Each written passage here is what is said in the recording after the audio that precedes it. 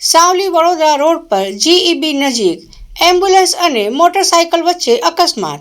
Savli Vadodara road પર GEB નજીક ambulance અને મોટરસાયકલ વચ્ચે અકસ્માત.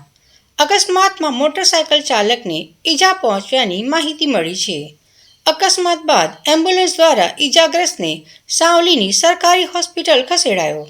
ઘટના સ્થળે સ્થાનિક લોકોના ટોળા ઉમટ્યા. અકસ્માત બાદ એમ્બ્યુલન્સ ચાલક અને બાઇક ચાલક વચ્ચે ઉગ્ર બોલાચાલી.